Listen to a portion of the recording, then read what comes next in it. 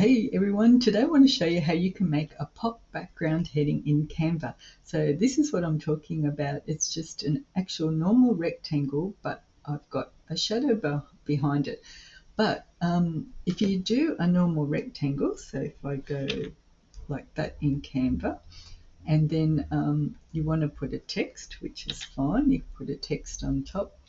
But what you probably find is that when you click onto, I'll make that white just so it's a bit easier to see.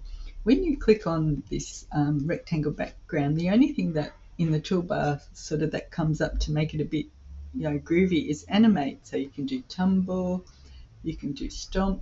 There's quite a lot of things. But in saying that, it does become a little bit bland.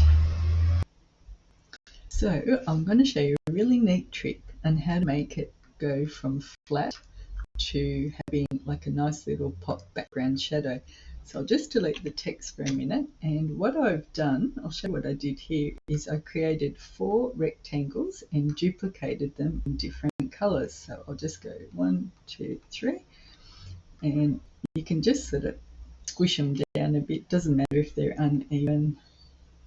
And then I just go and group them, and I'll go to position and I go to tidy up, and that gives them a nice even gap.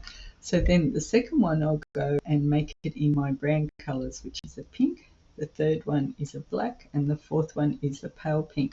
So what I do now is I will go to downloads and I'll pick the page, which is page 2.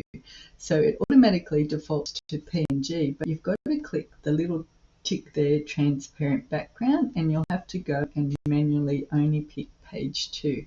So you go done and download, and then you reload it back up into Canva.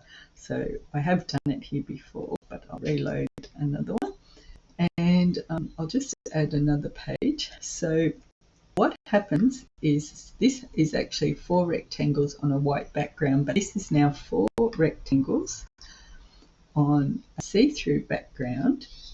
But what's happened is Canva recognizes this now as a PNG file photo. So what you can do now is just crop down to the colored heading banner you'd like.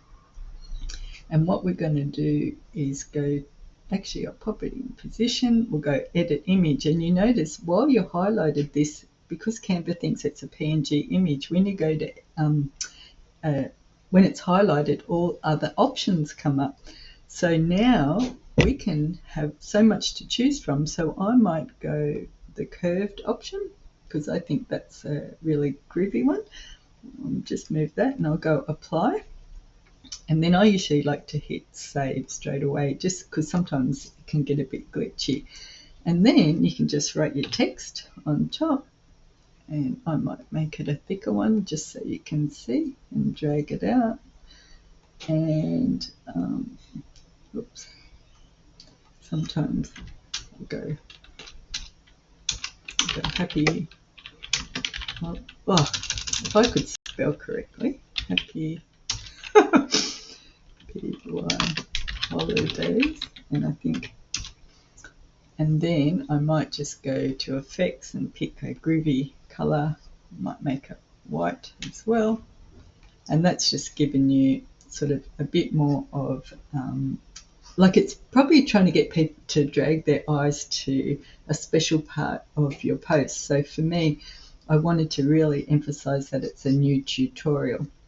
So that's how you make that type of effect. Now, if you want a different one, you could pick, we'll go back to, I'll go here, just say I want this one, and I want to have it in the pale pink option. And then I'll go again, because it's highlighted, I'll go edit image, and I might do, I'll pick a different one this time. I might go this one, the page lift. It's just taking a little bit to work. And I'll go apply, and then just say I'll duplicate that to save time. I'll make it a bit smaller, and I might just make that in a black. Yeah, so that one's a different pop-up version. So I did a few before, and that one's like the original. It's got the curve. That one's a shadow. That one's a drop shadow. And I did a circle as well. So all what you do with a circle is you just type in C, stretch it out as big as you want. Do the same thing. Go to download, choose the PNG, the transparent background. That's page 6. Go to page 6. Done, download, and then when it's downloaded you just pop it back up into your folder, and then I'll just pop it on and show you. This one actually looked really good. I'll pop that on, and then while it's highlighted, edit image, I'll go to shadows, and I used the drop. It actually looks like a shadow of a person, so I've forgotten what it's called, but it's actually a really good effect on like a circle shape backdrop. And when you see that, it just is another way if you wanted to highlight like a course module number, which is having a bit of trouble. There it goes. And that one is actually good, because just say you wanted to have like module 2 or something of a course.